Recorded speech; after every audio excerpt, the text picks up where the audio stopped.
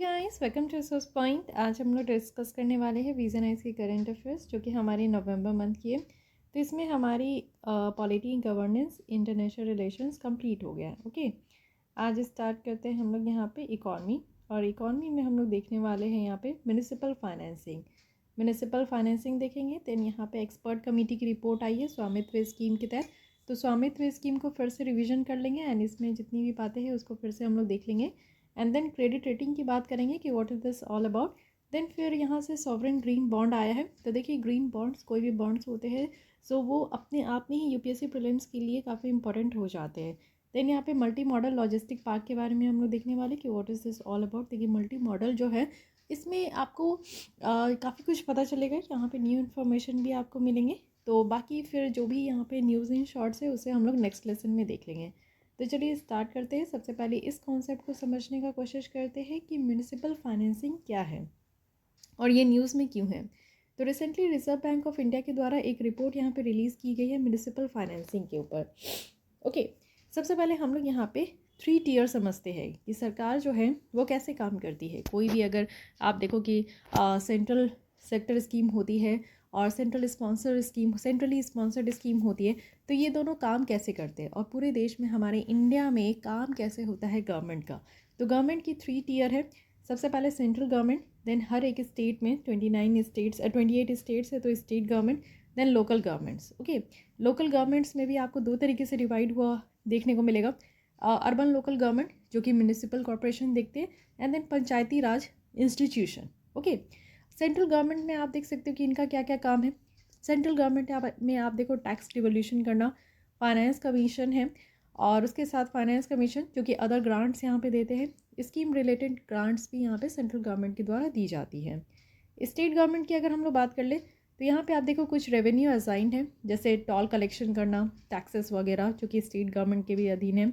Duties और fees जो है वो स्टेट गवर्नमेंट के द्वारा यहाँ पे कलेक्ट किया जाता है, और ग्रांट वगैरह देना, लोन्स वगैरह का देखना। ठीक है, अगर हम लोग लोकल गवर्नमेंट की बात करें तो यहाँ पे 2 है। एक तो आपका एक्सटर्नल सोर्सेज है, एक इंटरनल सोर्सेज है। लोकल गवर्नमेंट कहने का मतलब है कि यहाँ पे अर्बन लोकल गवर्नमेंट भी आएंगे और पंचायती राज इंस्टीट्यूशन भी आएंगे। तो इंटरनल अगर सोर्सेज देखें जिसमें कि अपना खुद का ही इनका जो सोर्सेज होता है वो टैक्स, जैसे लोकल गवर्नमेंट में जो फंड आता है वो कैसे आता है, इनका टैक्स जो कि लैंड टैक्स हो गया, प्रॉपर्टी टैक्स हो गया। तो ये सब इस सब के थ्रू इनका फंड रेवेन्यू कलेक्ट होता है। फिर नॉन टैक्स में आप देखो रेंट वगैरह लेते हैं या फिर और भी अदर टाइप ऑफ जो भी फीस वगैरह लेते हैं वो भी यहाँ पे आपका इंटरनल सोर्सेज के तहत आता है। एक्सटर्नल सोर्सेज में देखें तो यहाँ पे आपका ग्रांट आता है, लोन्स आता है, डोमेस्टिक इंस्टीट्यूशन है, फाइनेंशियल इंटरमीडियरीज है, कैपिटल मार्केट है, डोनर है, एजेंसीज है। सो ये सारे एक्सटर्नल सोर्सेज हो गए जिनसे कि रेवेन्यू कलेक्शन होता है किसमें, तो लोकल गवर्नमेंट में। फाइन, तो देखिए ये एक स्ट्रक्चर है, फाइनेंस है, जो कि हमने देखा यहाँ पे कि किस तरीके से स्ट्रक्चर है, कैसे कैसे काम होता है, और उसके बाद क्या क्या यहाँ पे आपका फाइनेंस है, कैसे कैसे पैसे जो है वो सेंट्रल गवर्नमेंट के पास आते हैं, स्टेट गवर्नमेंट के पास आता है, एंड देन लोकल गवर्नमेंट के पास आता है। ओके, तो ये चीज़ें यहाँ पे बाइफर्केट करके दी गई है। अब आपको ये बताना है कि हमारे संविधान में, इंडियन कॉन्स्टिट्यूशन आपने पढ़ा होगा, इसमें आपको बताना है कि म्यूनिसिपल कॉर्पोरेशन किस कॉन्स्टिट्यूशनल अमेंडमेंट के तहत इसको इंक्लूड किया गया था। देन पंचायती राज इंस्टीट्यूशन जो है किस कॉन्स्टिट्यूशनल अमेंडमेंट के थ्रू इसको इंक्लूड किया गया था। तो इन दोनों के बारे में आपको कमेंट बॉक्स में आंसर करना है। Okay, and one more question, यहाँ पे आपको बताना है कि फाइनेंस कमीशन किस आर्टिकल के तहत आपका मेंशन है अंडर इंडियन कॉन्स्टिट्यूशन। ओके, अब देखते हैं ये जो रिपोर्ट निकल कर आया, ये पहली बार ऐसी रिपोर्ट है जो कि पूरी तरीके से इनके द्वारा ये देखा गया, एनालाइज किया गया कि म्यूनिसिपल फाइनेंस जो है वो कैसे काम कर रहा है, फाइनेंस वगैरह कैसे आ रहा है। ठीक है, अब देखिए पहले आप लोग आंसर दे लो, नहीं तो फिर यहाँ पे देख ही लो। 74th कॉन्स्टिट्यूशनल अमेंडमेंट एक्ट जो कि 1992 में था, इसके तहत 12 स्केड्यूल में यहाँ पे अर्बन लोकल बॉडीज़ को as a 3rd tier of government जो है वो इंक्लूड किया गया, जिससे क्या है कि ग्रास रूट लेवल डेमोक्रेसी यहाँ पे निकल कर आए। इट मीन्स कि कोई भी स्कीम है या फिर कोई भी यहाँ पे प्रोजेक्ट है वो ग्रास रूट लेवल पे इम्प्लीमेंट हो, इसके लिए हमारे यहाँ 74th कॉन्स्टिट्यूशनल अमेंडमेंट किया गया। ये एक्ट जो है इससे आप देखो 18 फंक्शंस यहाँ पे रखा गया स्टेट गवर्नमेंट के तहत, जो कि यहाँ पे म्यूनिसिपैलिटीज़ को पूरी तरीके से या आधा आधा तरीके से इनको असाइन किया गया है। अमेंडमेंट एक्ट में आप देखो तो यहाँ पे कॉरस्पॉन्डिंग यानी कि म्यूनिसिपल फाइनेंस लिस्ट यहाँ पे प्रोवाइड नहीं किया गया, यानी कि हमारे संविधान में जब आप पढ़ोगे म्यूनिसिपैलिटीज़ के बारे में तो इसमें म्यूनिसिपल की जो फाइनेंस लिस्ट है ना वो इंक्लूड नहीं है, इसको पूरी तरीके से हटा दिया गया। यानी कि पूरी तरीके से आप देखो कि स्टेट गवर्नमेंट का ही डिस्क्रिप्शन पावर है कि किस तरीके से आपको फाइनेंस कलेक्ट करना है, ये आप समझो। साथ ही ये आप देख सकते हो कि म्यूनिसिपल फाइनेंस जो है ये स्टेट्स में वैरी भी करता है। साथ ही ग्रॉस मिसमैच भी देखने को मिलेगा, जो भी फंक्शंस यहाँ पे अर्बन लोकल बॉडीज़ को असाइन किया गया है, ठीक है। अब देखते हैं कि ये क्यों फिनेंशियल सिस्टम जो हम लोग म्यूनिसिपैलिटीज़ का पढ़ रहे हैं तो इसकी क्या ज़रूरत है। सबसे पहले आप देखो अर्बनाइजेशन।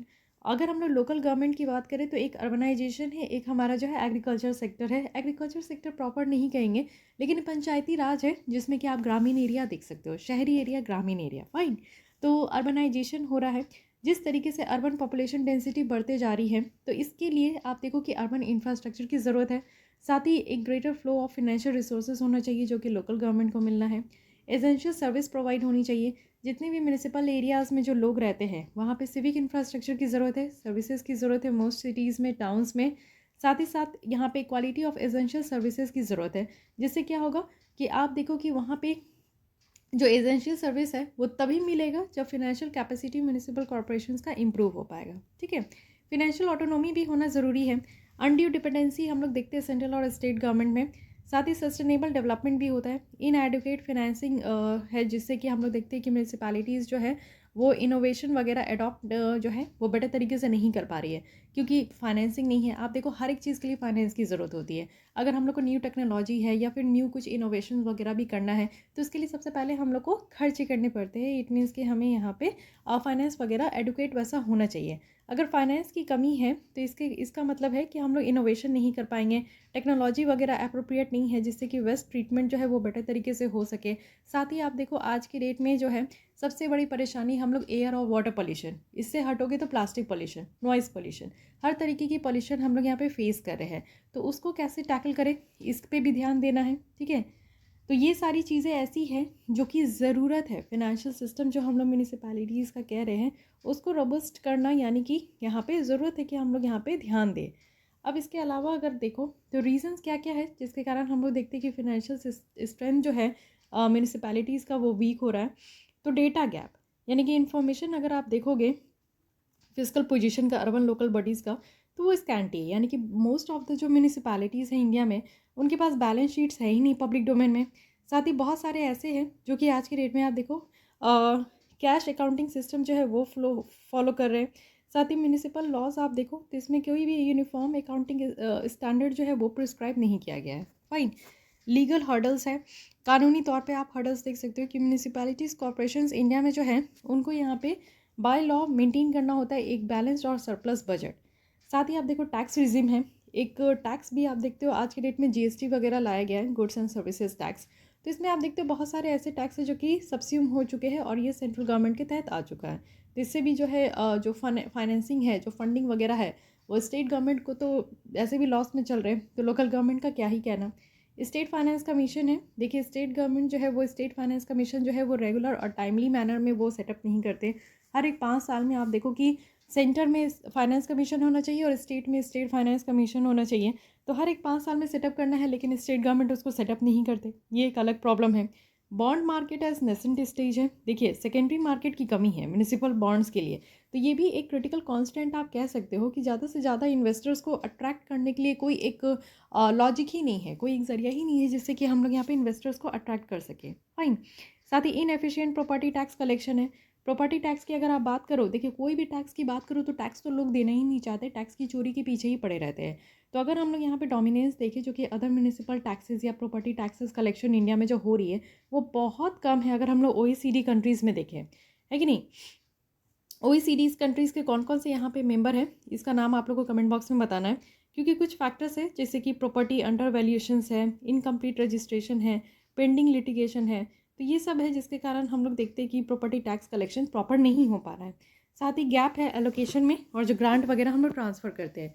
जनरली आप देख सकते हो कि जो एक्चुअल रिलीज़ होता है ग्रांट का सेंटर के द्वारा वो भी लोकल बॉडीज़ को, तो ये काफ़ी कम है जितना रिकमेंड किया जाता है ना, जैसे कि 15% रिकमेंड किया जा रहा है, बट यहाँ पे जो फंड ग्रांट वगैरह दिया जाता है वो बहुत कम है।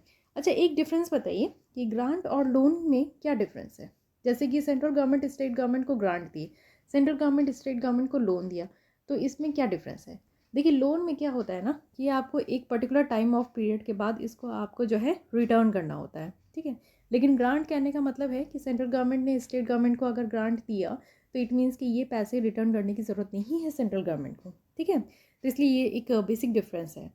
अब ये समझते हैं कि क्या क्या हम लोग को स्टेप्स लेने की ज़रूरत है जिससे कि म्यूनिसिपैलिटीज़ में जो फाइनेंशियल हेल्थ है वो और मजबूत हो सके। तो सबसे पहले तो भैया यहाँ पे कैपिटल मार्केट हम लोग को स्ट्रॉन्ग करना होगा।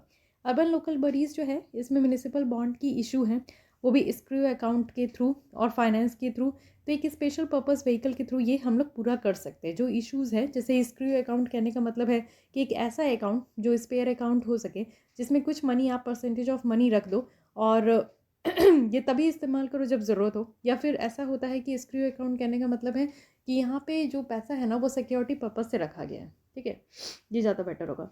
फॉर एग्जांपल आप देखो चाइना का जो लोकल गवर्नमेंट फाइनेंसिंग व्हीकल है ये एक इन्वेस्टमेंट कंपनी है जो कि बॉन्ड वगैरह को बॉन्ड मार्केट में सेल करते हैं, और बॉन्ड को अगर सेल करते हैं तो यहाँ पे रियल इस्टेट जो है डेवलपमेंट वो फाइनेंस हो पाता है, अदर जो लोकल इंफ्रास्ट्रक्चर प्रोजेक्ट है उसको पैसे मिल पाते हैं। तो वैसे ही कुछ हम लोग को भी अपने देश में करने की ज़रूरत है। साथ ही फाइनेंसिंग को यहाँ पे पूल करने की ज़रूरत है। जो स्मॉलर जो छोटे छोटे अर्बन लोकल बॉडीज़ है ये कैपिटल मार्केट को एक्सेस करते हैं, तो ये भी हम लोग इन्हेंस कर सकते हैं फाइनेंसिंग पूल करके। साथ ही ये इसलिए क्योंकि जो स्मॉलर अर्बन लोकल बॉडीज़ है यहाँ पे आप देख सकते हो कि जो initial cost of bond issuance है ये बहुत हाई हो सकता है, यानी कि जो बॉन्ड वगैरह इशू करते हैं तो इनिशियल पीरियड में उसकी रेट बहुत हाई हो सकती है। क्रेडिट रेटिंग की अगर हम लोग बात करें, इंडिया में आप देखो कि म्यूनिसिपल बॉन्ड मार्केट जो है ना ये इतना ज़्यादा फ्लरिश नहीं है, बहुत ही कम इसको आप देखोगे कि लोग इसमें इन्वेस्ट करना चाहते हैं। क्रेडिट रेटिंग जो है एक इंपॉर्टेंट रोल प्ले करेगा जिससे कि हम लोग न्यू इन्वेस्टर्स को अट्रैक्ट कर सकते हैं। जैसे आप देखो क्रेडिट रेटिंग जो परफॉर्मेंस होता है ना इससे एक इंडिपेंडेंट और क्रेडिबल असेसमेंट पता चल पाता है किसी भी इंस्ट्रूमेंट का, ठीक है। तो देखिए अर्बन लोकल बॉडी अगर इसकी क्रेडिट रेटिंग अच्छी होगी, यानी कि इस बॉडी को अगर रेटिंग अच्छा मिलेगा तो इससे क्या होगा कि जो इन्वेस्टर्स होंगे ना वो डिफरेंट डिफरेंट फील्ड में आके इन्वेस्ट करना चाहेंगे जिससे कि उनको भी फ़ायदा हो, है कि नहीं।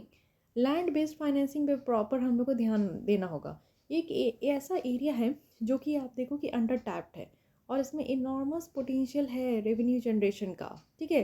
रेवेन्यू बहुत अच्छे से जनरेट हो सकता है अगर हम लोग लैंड बेस्ड फाइनेंसिंग पे ध्यान दें तो। जैसे देखो जहाँ पे वैकेंट लैंड टैक्स है, यानी कि जहाँ पे ऐसा ज़मीन जो कि खाली है तो वहाँ पे भी वैकेंट लैंड टैक्स हम लोग ले सकते हैं।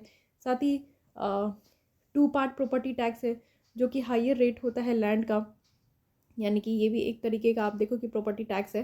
जैसे बिल्डिंग वगैरह है तो प्रॉपर्टी टैक्स देते हैं ना, तो वैसे ही आप देखो कि जो लैंड वगैरह है उसका भी टू पार्ट प्रॉपर्टी टैक्स है। शेयरिंग ऑफ स्टैम्प ड्यूटी है, यानी कि जो सेंट्रल गवर्नमेंट स्टेट गवर्नमेंट के द्वारा ये कलेक्ट किया जाता है लोकल गवर्नमेंट के साथ, तो स्टैम्प ड्यूटी को भी शेयर करना। डेवलपमेंट इम्पैक्ट फीस है, लैंड मोनेटाइजेशन है, तो ये सब कुछ ऐसे फाइनेंस है जो कि हम लोग ज़मीन से करके रेवेन्यू जो है वो कलेक्ट कर सकते हैं। तो ये एक बहुत ही आप कह सकते हो कि अच्छी बात है, मतलब कि एक पॉजिटिव पॉइंट हम लोग कह सकते हैं।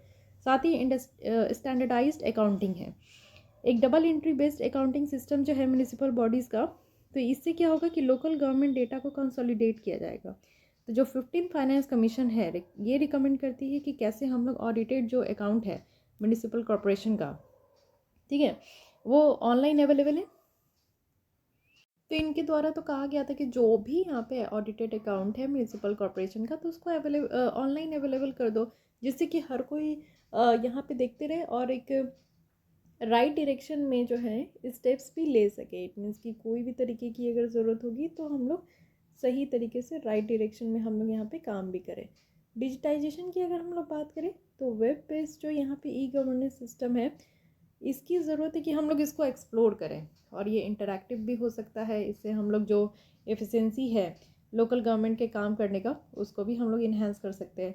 साथ ही जो लोकल गवर्नेंस सिस्टम है उसको भी मॉडर्नाइज करने की ज़रूरत है, जिससे कि ज़्यादा से ज़्यादा जो है हम लोग यहाँ पे पब्लिक पार्टिसिपेशन को और ज़्यादा ग्रेटर इंश्योर कर सके, ज़्यादा इफ़ेक्टिव डिलीवरी हो जो भी पब्लिक सर्विसेज वगैरह है। ओके, तो ये सारी बातें हैं जो कि यहाँ पे बताया जा रहा है कि कैसे हम लोग यहाँ पे आप क्या कर सकते हैं जिससे कि जो वीकर हमारा फिनेंशियल स्ट्रेंथ है म्यूनिसिपैलिटीज़ का वो यहाँ पे सॉरी, ये जो रीज़न है ये तो हम लोग देख लिए, लेकिन हम लोग को और क्या स्टेप्स लेना चाहिए जिससे कि जो फिनेंशियल हेल्थ है म्यूनिसिपैलिटीज़ का वो और ज़्यादा स्ट्रॉन्ग हो। ओके, अब यहाँ पे देखते हैं कि क्या क्या इनिशिएटिव लिया गया है जिससे कि फिनेंशियल हेल्थ जो म्यूनिसिपैलिटीज़ का है वो और ज़्यादा इम्प्रूव हो। तो सबसे पहले 15th फाइनेंस कमीशन है, इनके द्वारा रिकमेंड किया गया कि 4.36 जो लाख करोड़ है ये ग्रांट्स देना चाहिए लोकल गवर्नमेंट को। और ये कब तक दिया जा रहा है, तो 26 तक, 25-26 तक, ठीक है। लेकिन ये देखो कि एक लार्जेस्ट शेयर है अब तक का, यानी कि जितना भी आप देखो कि इस लोकल गवर्नमेंट को दिया गया है उसका सबसे ज़्यादा ये शेयर है जो अब तक दिया जा रहा है। डिपार्टमेंट ऑफ इकोनॉमिक अफेयर्स की बात करें जो कि मिनिस्ट्री ऑफ फाइनेंस के तहत है, इनके द्वारा गाइडलाइंस वगैरह लाया गया है कि कैसे हम लोग म्यूनिसिपल बॉन्ड को यूज़ करें फॉर फाइनेंसिंग, किस लिए, तो इंफ्रास्ट्रक्चर प्रोजेक्ट को। इंफ्रास्ट्रक्चर जो प्रोजेक्ट है उसको फाइनेंस करने के लिए हम लोग म्यूनिसिपल बॉन्ड्स का कैसे यूज़ करें। सेंट्रल गवर्नमेंट की बात करें तो इनके द्वारा जो है क्रेडिट रेटिंग म्यूनिसिपल कॉर्पोरेशंस का जो है उस गवर्नमेंट के द्वारा आप देखो कि क्रेडिट रेटिंग जो है वो भी इंक्लूड किया गया है रिफॉर्म एजेंडा में, जो कि स्मार्ट सिटीज़ के लिए है, अमरूद प्रोग्राम के लिए है। इसमें से आप देखो 94 सिटीज़ जो है उनको असाइन किया गया है कि क्रेडिट रेटिंग 2019 में 59% जो है उनके द्वारा आप देखो कि इन्वेस्टमेंट ग्रेड या फिर इससे ऊपर भी जो है उसकी रेटिंग ये रिसीव कर चुके हैं। तो इस तरीके से क्या होगा कि जो अमरूद प्रोग्राम है, स्मार्ट सिटीज़ प्रोग्राम है, उसमें भी क्या है कि क्रेडिट रेटिंग होगा, यानी कि म्यूनिसिपैलिटीज़ जो कॉर्पोरेशन है वो कितना काम किए, किस बेसिस पे काम किए, उनको यहाँ पे रेटिंग मिलेगा। तो इससे क्या होगा ना कि यहाँ पे रेटिंग से उनका पता चलेगा कि हाँ यहाँ पे इन्वेस्टर्स को आइडिया हो पाएगा कि वो अगर इन्वेस्ट करते हैं तो उनको यहाँ पे कितना फ़ायदा होगा। ओके, तो इसलिए म्यूनिसिपल कॉर्पोरेशन की जो रेटिंग है ना और जो फाइनेंसिंग है वो आज के डेट में दोनों बहुत ज़्यादा ज़रूरी है। Okay, sources of local government revenue आप देख सकते हो कि सबसे ज़्यादा आप देखो other government general government grant से, तो ये टैक्स है ब्लू वाली, नॉन टैक्स है, और ये अदर गवर्नमेंट है, ठीक है, येलो वाली। तो ब्रिक कंट्रीज़ में आप देख सकते हो इंडिया को हटाकर यहाँ पे बताया जा रहा है कि किस तरीके की परफॉर्मेंस है। और इंडिया का आप देख सकते हो कि सबसे ज़्यादा जो है वो यहाँ पे टैक्स वगैरह से ही आता है, लेकिन हाँ उससे ज़्यादा भी आप देख सकते हो कि सेंट्रल और स्टेट ट्रांसफ़र जो करती है उससे भी आता है, लेकिन सबसे कम है नॉन टैक्स वाला, ठीक है। तो इस तरीके से आप जो ग्राफ वगैरह देते हो उससे पता चल जाएगा। ओवरव्यू अगर हम लोग देखें कि म्यूनिसिपल फाइनेंस का इंडिया में क्या कैसा यहाँ पे ओवरव्यू है, तो कंबाइंड बजट साइज़ जो है म्यूनिसिपल कॉर्पोरेशन का वो बहुत छोटा है। अगर हम लोग म्यूनिसिपल कॉर्पोरेशन की यहाँ पे साइज़ देखें इंडिया में, तो इस सेंट्रल और स्टेट गवर्नमेंट के कंपैरिजन में बहुत छोटा है। यहाँ पे कोई भी डिस्टिंक्ट राइज नहीं हो पा रहा है, यानी कि अच्छा खासा जो है यहाँ पे कोई डेवलपमेंट नहीं हो पा रहा है, रेवेन्यू वगैरह नहीं यहाँ पे बेटर तरीके से डेवलप हो पाता है। और म्यूनिसिपल रेवेन्यू का जो यहाँ पे कंपोजिशन है वो आप देखो कि चेंज होते जा रहा है। और साथ ही जो ओवरऑल जो बोरोइंग है म्यूनिसिपल कॉर्पोरेशन का वो भी यहाँ पे 0.5% से लेस ही है। और इनकी मार्केट बोरोइंग आप देखो तो ये भी बॉन्ड इशुएंस जो है वो नेग्लिजिबल ही है। यानी कि अगर हम लोग पूरी तरीके से बात करें कि हमारे देश में म्यूनिसिपल फाइनेंसिंग कैसी है, तो इतनी बेटर कंडीशन में नहीं है। Fine, so guys this is all about municipal financing, जिसमें कि हमने बुरी स्थिति देखी है कि हमारे देश में जो म्यूनिसिपल कॉर्पोरेशन है उनकी स्थिति इतनी बेटर नहीं है जितनी होनी चाहिए। तो सबसे पहले हमने डिस्कस किया कि 3 टियर्स ऑफ गवर्नमेंट, कि हमारे देश में गवर्नमेंट कैसे कैसे काम करती है, इनका क्या क्या फाइनेंस कैसे कैसे रेवेन्यू जनरेट होता है।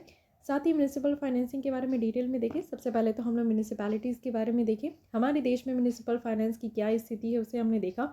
क्यों म्यूनिसिपल जो फाइनेंशियल सिस्टम है उसको और ज़्यादा इसकी ज़रूरत क्यों है म्यूनिसिपैलिटीज़ में, और रीज़न क्या है कि आज की डेट में बहुत ही ज़्यादा वीक है फाइनेंशियल सिस्टम, और हमें क्या क्या स्टेप्स लेना चाहिए जिससे कि हम लोग म्यूनिसिपल कॉर्पोरेशंस में फाइनेंसिंग को स्ट्रेंथन कर सकते हैं। Okay, coming to the next article जो कि है report of expert committee of Svamitva scheme. तो रिसेंटली क्या है कि यहाँ पे रिपोर्ट मिला है स्वामित्व स्कीम का। तो चलिए देख लेते हैं स्वामित्व स्कीम की, पहले हम लोग यहाँ पे रिविजन कर लेते हैं। Svamitva stands for survey of villages abadi and mapping with improvised technology in villages area. ये एक सेंट्रल सेक्टर स्कीम है। इट मीन्स के 100% जो फंड है वो सेंट्रल गवर्नमेंट के द्वारा दिया जाएगा मिनिस्ट्री ऑफ पंचायती राज को। यहाँ पे आप देखो कि एक क्लियर ओनरशिप जो प्रॉपर्टी का है उसको इस्टेब्लिश किया गया है रूरल एरियाज़ में। साथ ही रिकॉर्ड ऑफ राइट्स जो है वो प्रोवाइड किया गया है विलेज हाउस होल्ड में। देखिए स्वामित्व स्कीम क्या है ना कि कार्ड मिलेगा, जैसे ड्राइविंग लाइसेंस का आपको कार्ड डीएल मिलता है, वैसे कि अगर आपका पास लैंड है तो लैंड प्रॉपर्टी का एक रिकॉर्ड ऑफ राइट्स ROR है, इसका आपको जो है एक लीगल ओनरशिप कार्ड मिलेगा कि हाँ इस ज़मीन का जो है जो भी डिटेल है, जैसे कि आपका डिट्स वगैरह होता है ना, जो भी आप रजिस्ट्री कराते हो तो आपको डिट्स मिलता है, तो उसी तरीके से एक कार्ड होगा, ओनरशिप कार्ड। अगर आपने कोई ज़मीन खरीदा है, उसके आप मालिक हो, तो उसका आपको कार्ड मिलेगा। इम्प्लीमेंटेशन यहाँ पे आप देखो कि मिनिस्ट्री ऑफ पंचायती राज, जो कि नोडल मिनिस्ट्री है, साथ ही स्टेट रेवेन्यू डिपार्टमेंट भी है और स्टेट पंचायती राज डिपार्टमेंट भी है, साथ ही सर्वे ऑफ इंडिया भी है। सर्वे ऑफ इंडिया कहने का मतलब है कि एक नेशनल सर्वे और मैपिंग ऑर्गेनाइजेशन है, जो कि department of science and technology के तहत काम करते हैं। ये बहुत ही ओल्डेस्ट साइंटिफिक डिपार्टमेंट है, जो कि गवर्नमेंट ऑफ इंडिया के तहत, और इसको सेटअप किया गया था आज़ादी से पहले अंग्रेज़ों के ज़माने में, जो कि 1767 में है। तो आप समझ सकते हो कि सर्वे ऑफ इंडिया बहुत ही पुरानी यहाँ पे ये ऑर्गेनाइजेशन है। फिनेंशियल आउटले आप देख सकते हो कि यहाँ पे 566 करोड़ तक रखा गया है 5 ईयर्स तक। इट मीन्स कि 2020 से लेकर 2025 तक इसको रखा गया है। स्कीम्स की अगर हम लोग बात करें तो यहाँ पे लैंड पार्सल का मैपिंग रखा गया कि जो भी लैंड वगैरह जिसका भी है उसको मैप किया जाएगा टेक्नोलॉजी के थ्रू, ड्रोन टेक्नोलॉजी के थ्रू। और साथ ही यहाँ पे कंटिन्यूस जो ऑपरेटिंग रेफरेंस सिस्टम है उसको इस्टेब्लिश किया जाएगा। और उसके बाद आप देखो कि एक CORS है, ये नेटवर्क ऑफ रेफरेंस स्टेशन है, जिसमें कि एक वर्चुअल बेस स्टेशन प्रोवाइड किया जाएगा। इट मीन्स कि यहाँ पे आपको ज़्यादा समझने की ज़रूरत नहीं है। क्या है कि यहाँ पे लॉन्ग रेंज जो हाई एक्यूरेट नेटवर्क है वो प्रोवाइड किया जाएगा। साथ ही ग्राउंड कंट्रोल पॉइंट भी होगा एक। और इसके बाद आप देखो डिफरेंट डिफरेंट सेक्टर्स में भी इसका काम होगा, जैसे डिजास्टर मैनेजमेंट करना, इमरजेंसी रिस्पॉन्स करना, ट्रांसपोर्ट सेक्टर में, एग्रीकल्चर सेक्टर में, कंस्ट्रक्शन है, प्लानिंग है, एसेट मैनेजमेंट है, इन सब एरिया में यहाँ पे काम किया जाएगा। अवेयरनेस जनरेशन का भी है, जैसे कि आप देखो लोगों को पता ही नहीं होता है आज की डेट में, जो आपने रजिस्ट्री करा लिया अपनी ज़मीन का, तो आपको सरकार एक कार्ड देने वाली है आपके नाम पे, ये चीज़ पता नहीं होता है। तो यहाँ पे रूरल पॉपुलेशन को सेंसिटाइज करना है, साथ ही डेवलपमेंट करना है, जो स्पेशल प्लानिंग एप्लीकेशन है, यानी कि ग्राम मानचित्र यहाँ पे बनाना है। साथ ही प्रोग्रेस अगर आप देखो अक्टूबर 2022 तक, तो बताया जा रहा है कि जो ड्रोन है, ड्रोन अभी तक 1.87 लाख विलेजेस के ऊपर वो फ्लाई कर चुका है। और प्रॉपर्टी कार्ड जो है वो अब तक प्रिपेयर्ड हो चुका है कितने का, तो 58,000 विलेजेस में ये आपका, यानी कि 91 लाख प्रॉपर्टी ओनर्स को का अब तक कार्ड बन चुका है। जैसे आधार कार्ड, पैन कार्ड आपका है, उसी तरीके से प्रॉपर्टी कार्ड भी आपका बनेगा। तो अब तक ये बताया जा रहा है कि 2 साल में यहाँ पे 91 लाख प्रॉपर्टी ओनर्स का कार्ड बन चुका है। बहुत ही अच्छी बात है। अब देखते हैं कि कैसे यहाँ पे जो स्वामित्व है उसका कैसे आप देखो कि हेल्प हो रहा है। आज के डेट में क्या सिनेरियो है, अगर हम लोग लैंड रिकॉर्ड के बारे में अगर हम लोग देखें, तो लैंड रिकॉर्ड तो इसमें बहुत सारे इन्फॉर्मेशन होते हैं, जैसे कि प्रॉपर्टी का मैप होता है, जैसे नक्शा बनाया जाता है, सेल डीड वगैरह होता है, ठीक है, किवाला जिसे कहते हैं। तो बहुत तरीके का यहाँ पे आपका इन्फॉर्मेशन होता है। अब स्वामित्व से क्या है कि अबाड़ी एरिया जो विलेजेस में है ना, उसको एक यहाँ पे आपका मैप जनरेट किया जा रहा है 1:500 स्केल पे। और ये जो मैप है ना, इससे रिकॉर्ड ऑफ राइट्स जो है वो प्रिपेयर किया जाएगा। इट मीन्स कि ऑनलाइन जो आपका जमाबंदी होता है, रजिस्टर 2 में जितने भी डिटेल्स होते हैं, खाता खेसरा रकबा, उसको क्या है कि अब ऑनलाइन, यानी कि ROR रिकॉर्ड ऑफ राइट्स जो है वो प्रिपेयर किया जाएगा, और इसके बेसिस पे प्रॉपर्टी कार्ड मिलेंगे। यूज़ ऑफ अबाड़ी प्रॉपर्टी की अगर हम लोग बात करें, तो आज की डेट में क्या है कि कोई ऑथेंटिक डॉक्यूमेंट है नहीं, यानी कि लोगों का, आपका भी अपना खुद का ज़मीन है तो क्या आपके पास प्रमाण है, सिर्फ सेल्डेड होगा। खतियानी ज़मीन है तो खतियान का कॉपी होगा, है कि नहीं, लेकिन ऑथेंटिक डॉक्यूमेंट नहीं है। जैसे कि अगर आपको कार्ड मिल जाए तो ये आप कार्ड दिखा के कह सकते हो कि हाँ ये मेरी ज़मीन है। तो स्वामित्व से क्या है कि एक रिकॉर्ड ऑफ राइट्स यहाँ पे प्रोवाइड किया जा रहा है, स्पेशल रिकॉर्ड होगा प्रॉपर्टी का, जियो टैगिंग वगैरह किया जाएगा सैटेलाइट से। तो इस तरीके से एक आप कह सकते हो कि ऑथेंटिक डेटा है। साथ ही प्रॉपर्टी टैक्स कलेक्शन का जो मैनेजमेंट है, आज के डेट में आप देखो कि एक्यूरेट प्रॉपर्टी रजिस्टर्स का ही कमी है, कि कितने लोग रजिस्टर किए, रजिस्ट्री कितने लोगों की ज़मीन की हुई है, इसी का डेटा नहीं है। लेकिन स्वामित्व से क्या होगा कि डिजिटाइज्ड हो पाएगा, जो भी प्रॉपर्टी रजिस्टर हो पाया वो ऑनलाइन है। जैसे जैसे रजिस्टर हो जा रहा है वो ऑनलाइन है। ऑनलाइन में आपको पता है कि वहाँ पे तो किसी भी तरीके का करप्शन नहीं हो रहा है। वहाँ पे क्या हो रहा है कि ऑनलाइन है तो वो विजुअलाइज हो पाएगा, ठीक है। तो इस तरीके से आप देखो कि ऑटोमेटिक टैक्स असेसमेंट कर पाएंगे ऑनलाइन के बेसिस पे। साथ ही रूरल प्लानिंग में अगर हम लोग देखें, तो आज की डेट में क्या है कि स्पेशल एक्सपेंशन हो रहा है बहुत सारे ग्राम पंचायत का, और जो लैंड यूज़ प्लान है वो भी आपका प्रिपेयर किया जा रहा है। बट फिर भी आप देखो कि स्वामित्व आने से क्या है कि यहाँ पे rural area development formation and plan है, गाइडलाइंस लाया गया है। इसके बेसिस पे क्या है ना कि एक मास्टर प्लान विलेज के लिए, जो गांव है उसके लिए एक मास्टर प्लान प्रिपेयर किया जा रहा है। साथ ही साथ अगर आप देखो कि यहाँ पे क्या है कि हाउसेस वगैरह, यानी कि पक्का घर कितना है, सेमी पक्का कच्चा घर कितना है, इन सबको यहाँ पे रिकॉर्ड किया जा रहा है। तो एक अलग से डेटा आपका प्रिपेयर हो रहा है। जो स्पेशल इंफ्रास्ट्रक्चर का अगर हम लोग यूज़ देखें, तो आज की डेट में क्या है कि डेटा वगैरह जो है ना वो इतना ज़्यादा अवेलेबल नहीं है, अवेलेबल भी है तो स्केचेस में है। और स्वामित्व के अगर अंडर में हम डेटा देखें तो 1 यहाँ पे आपका नेशन स्पेशल रेफरेंस फ्रेम में है। लेकिन आज के डेट में अगर हम लोग स्वामित्व से देखें तो इससे क्या होगा, हेल्थ डिपार्टमेंट को काफ़ी हेल्प मिल पाएगा, जो जियो स्पेशल इंफ्रास्ट्रक्चर बना। साथ ही एजुकेशन डिपार्टमेंट को हेल्प हो पाएगा, रोड डिपार्टमेंट को हेल्प हो पाएगा, सैनिटेशन साफ़ सफाई में हेल्प हो पाएगा। तो हर एक फील्ड में आप देखो कि स्वामित्व स्कीम आने से काफ़ी हेल्प हो पाएगा।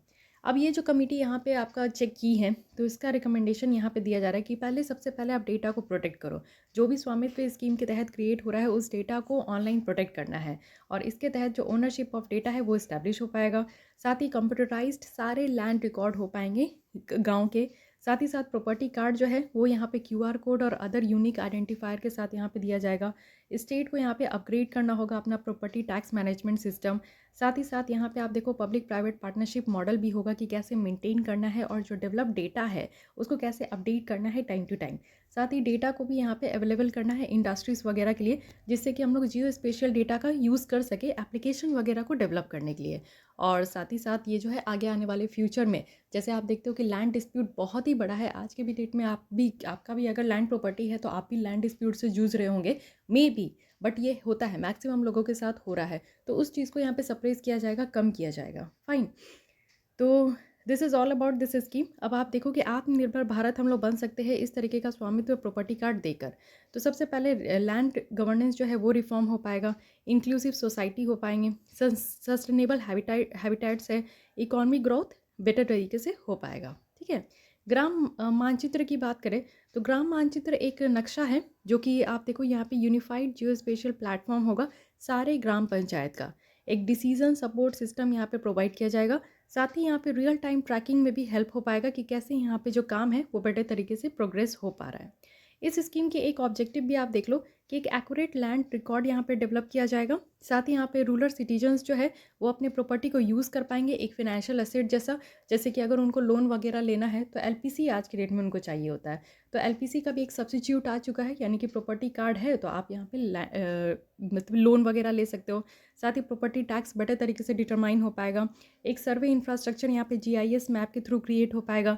साथ ही यहाँ पे आपका जो बेटर क्वालिटी ग्राम पंचायत डेवलपमेंट प्लान है उसको यहाँ पे हम लोग सपोर्ट कर पाएंगे। Okay, so guys this is all about स्वामित्व स्कीम। एंड हमने यहाँ पे देखा जो एक्सपर्ट कमेटी की रिपोर्ट है उसके बेसिस पे कि स्वामित्व स्कीम कितना हेल्प कर पा रहा है, कितना हेल्प कर पाएगा आगे, और इसके आने से कितना ज़्यादा लोगों को हेल्प मिल पाया है, सहूलियत हो पाया है। Okay, so this is all for today. Next हम लोग यहाँ पे क्रेडिट रेटिंग टॉपिक के साथ स्टार्ट करेंगे। I hope you like this lesson, और इस लेसन से आपको काफ़ी इन्फॉर्मेशन भी मिले होंगे।